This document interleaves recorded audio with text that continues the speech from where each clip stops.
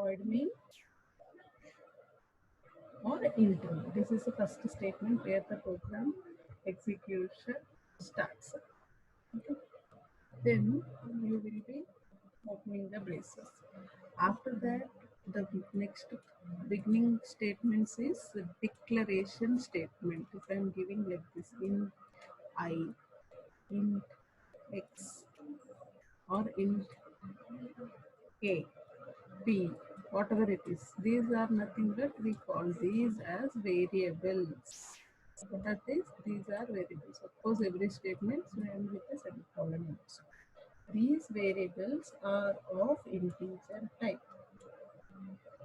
Okay.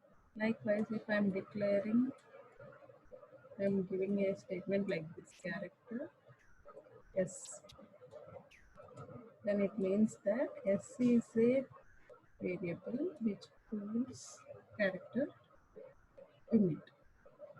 What it holds in this? It holds a character data. So what we have seen in our beginning session is all these built-in data types comes under primitive data structures because it is holding some values.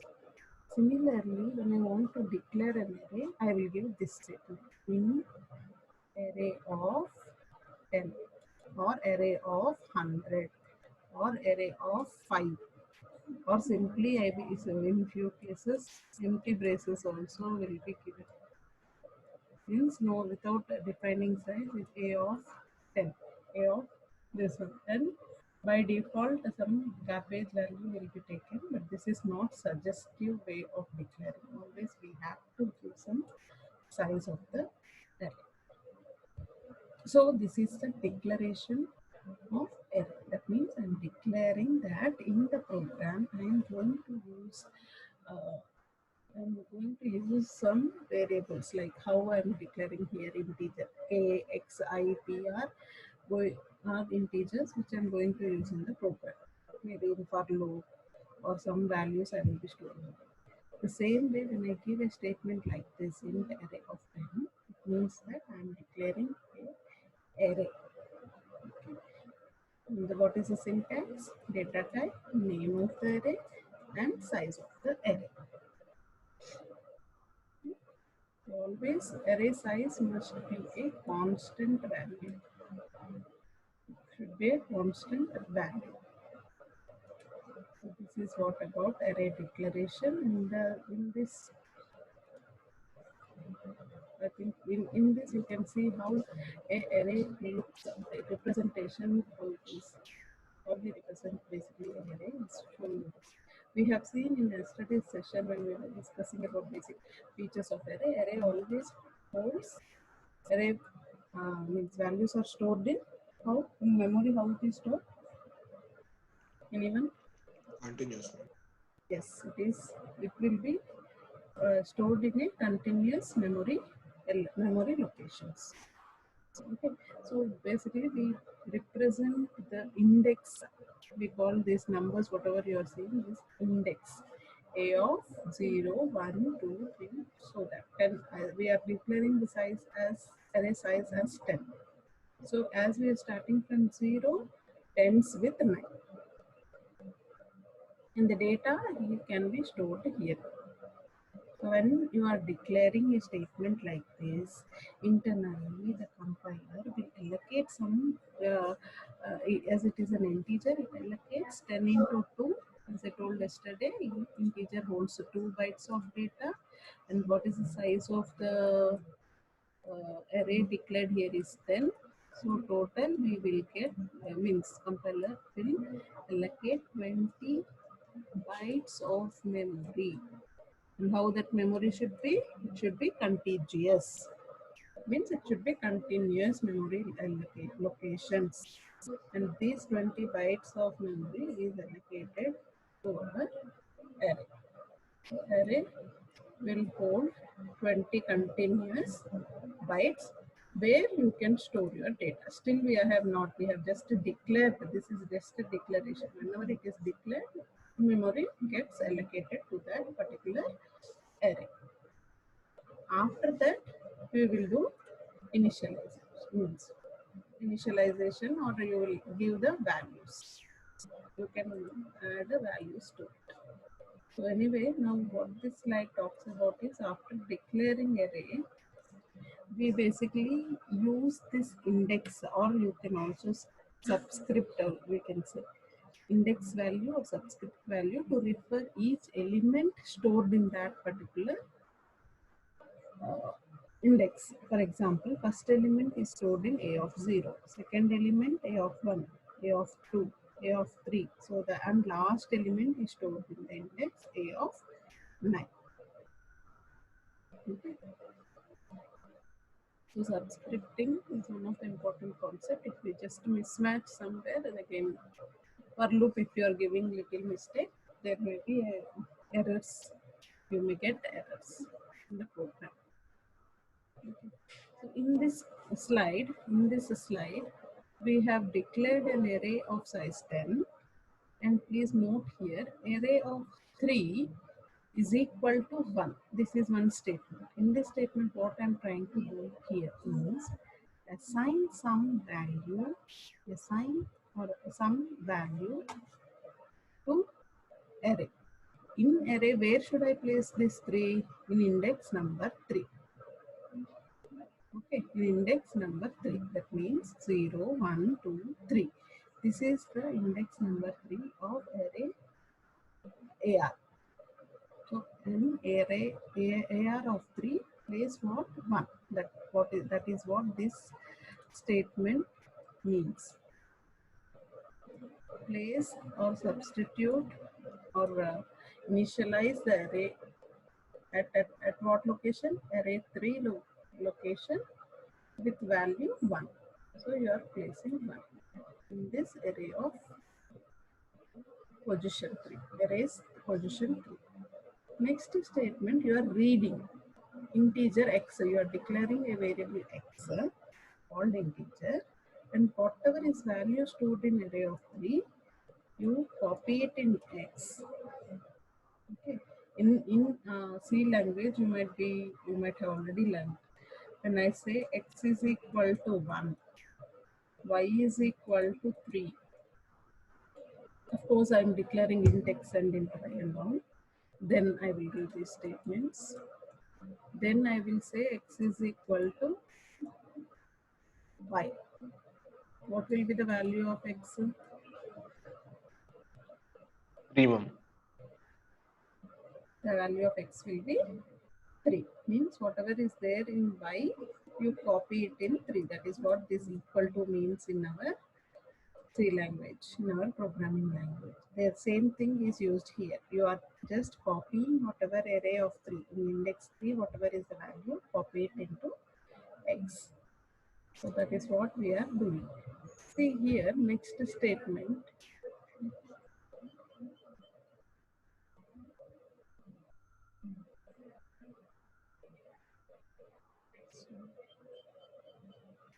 This I will discuss before going into the program, swapping program. Here, there we assigned value or the initialized value of the array only at index 3. Means array of 3, I placed some 1 value. In this case, if you see, I am declaring the array int array of 10. In the same statement, immediately after declaration, this is what the declaration is. If I put a semicolon here and stop, this statement is our declaration of an array. I am declaring an array of type integer, name of the array is AR, size is 10. After declaration, I can always assign the values to the array in the same statement by using an is equal to. Okay, and see 10 values 1, 2, 3, 4, 5, 6, 7, 8, 9, 10 integer values I am assigning to this array. That means at the 10 array positions at index 0, 9, index 1, 8, index 2, 7. Likewise, at last array of 9, I have 0. Array of 6, I have 3. Likewise, based on the order, we are copying the elements or we are initializing the elements into the array. After initializing, you see this statement, you can change array of 3 instead of 6, you are changing it to 1. Okay, when I give like this 6 will be, means array of 3, 6 will be changed and replaced by -1 because we are giving here as -1. Okay, this is just initialization of an array, declaration of an array. You can either initialize the value with a single value like this by for each index. You can also use for loop and initialize. You can also initialize while declaring the array also like here what we did. Or you can use for loop, read the data, read the data also. This is a basic program for swapping functions. Few array programs I will discuss, then we will move into the next concept. I think as of now, basic idea about array you might have basic recap of array. Array is the simplest basic data structure which holds homogeneous data elements or data items in it. Data items of similar data type is being held in an array. And how is array declared, how it is initialized, and what is the size of an array. Okay, how we are representing arrays in memory. All those things we have enough discussed about it. So we will see one or two programs. I think you have already might have done this basic swapping program, but still you have a note of one or two programs which you can write as an example. Okay, exam point of view, when you are preparing for your exams, finally for CE or CIE, always whenever it is asked about any concept, if I'm asking about arrays, some question on array, if it is asked or not, please define what is it. Please define array or stack, whatever it is I'm asking. You have to define it, then use an example to explain it, define example to explain it, and write a simple program or function. That should be the writing style. Okay. That should be the writing style. To score well, you have to define it, write an example, create with it. If you have any diagram or any representation, you can write and explain it in this simple example, and then write a program also. Small program. Like here I am giving a small program to explain how the swapping of elements can be done using arrays. How to swap two integers. Okay. You want me to explain this? No, ma'am. People already aware of all these small programs? Others? Yes, ma'am. One person is talking and half of you people are left. Now again I will take attendance at the end. 40, when I started it was 52, 55 students.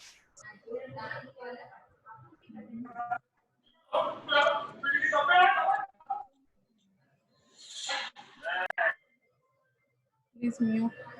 Anyway, so as you are aware of this, I'm just skipping this. Swapping, again you will store it in a temporary variable. Store the first element or data into the temp variable. Copy the element in the second to first, then replace the second with the temp. Temp holds first. So swap is done. The same logic is explained here. And if you want to initialize using for loop, how to initialize using for loop? Previous statement, while declaration, directly I can give input values and initialize. Second way, by using loop, for loop, or you can initialize the arrays. And This slide, I'll just spend little time. We already discussed about it, but still very important concept to understand here. How the address, memory address, how for array, the linear array, the memory address. As we have already seen, it holds consecutive or continuous or contiguous memory locations. As it is an integer, certain values whatever we are storing inside this array are integer, so it holds 2 bytes. The first a of 1 first index array starts with 1000. A base address of the first array index is 1000. The next one is 1002. Next is 1004, 6, 8. Okay. So total, as it is 5 elements, so 10 bytes of data is allocated for this array. And how it is being stored in memory can be represented by this diagram. In exam point of view, when you want to represent, please make sure you are drawing this representation. 10 bytes of linear array contiguous. Indexing 1 to 5. Elements are stored like this, or you can also represent in a horizontal, vertical or horizontal way. We can keep array elements like this also. You can keep starting from index 1, 2, 3, 4. But memory location will be always the elements of a linear array will be stored in contiguous memory locations as shown in this diagram. Okay. Now I want you people to just work out on this particular program and tell me the output of this. I'll give 2 minutes. First iteration of the for loop I'll explain. Later you just try to find the final value stored in this array. Okay. Please listen. Here what we are doing. What is this first statement? Ma? First statement we have given int values of Array initialization. who is this talking? Name? Rohit. Okay, Rohit. Other than Rohit, what is the next statement? Int value of 5 is equal to, we have given some values. What is this called? Assigning Assigning the values to the variable. Yes. So we are declaring an array name. What is the name of the array here? values. So we are declaring an integer array name values, and it holds 5 elements. Also, we are initializing the array with 5 values as you are seeing in this diagram. Index starts from 0. Always basically array indexing starts from 0 and ends with size minus 1. Okay, that is a standard representation. Nothing wrong if you are representing this as 1, 2, 3, 4 and 5. If you start your indexing from 1 also, nothing wrong. But as a general standard practice, we always use array indexing starting from 0, ending with size minus 1. It is suggested to follow the same. Otherwise, nothing wrong if you do indexing like this also. So what we have done in this first statement is we have declared an array values and initialized some values in it and stored some values like 11, 1, 3, 6 and 10 in it. After that, the for loop starts with 1. I is equal to 1. You are starting your loop for assigning for I is equal to 1. I is less than 5. I plus plus, because my indexing ends with 4. Definitely I should stop when I is less than 5. That is nothing but 4. And then I plus plus. So first iteration I is what? First iteration I is what? I is pointing to 1, right? Okay. When I'm y is pointing to 1, what is value of I? we are assigning, means we are changing the value which is stored in values, array values of I. What we are doing, we are changing that value to value of I plus value of I minus 1. That means value of I, as of now I is 1. So what is value of I? Value stored in I That is is 1. 1 plus values of I minus 1. Currently I is 1, right? Currently I is 1. So 1 minus 1 is 0. 0. So plus values of 0. So what is our thing? 11 plus 1. 11 12. plus 1. 11 plus 1, which is 12. So we are 12. changing the value of values at 1 to 12 from 1. So this value is changed to 12. Okay. Again for loop will be repeating. Again for loop will be repeating. I becomes, I points to 2 now. I is pointing to next index 2. Now again what you will do, you will do the same step as in the for loop. It says what it says, value of 2 is equal to value of 2. 2 is, what is the value stored in 2? 3 plus value of minus 1. That is value of stored in 1, 1. which is what, 1 or 12? 12. 12. 12. 12, ma'am.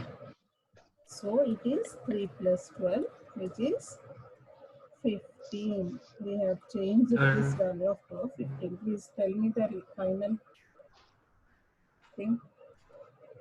Do other two iterations and tell me what is the value stored in your array at last.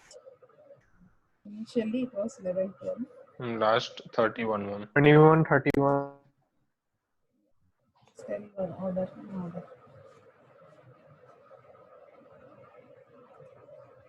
Just to make you people understand how the for loops work and how the data gets changed in this array, I have given this example.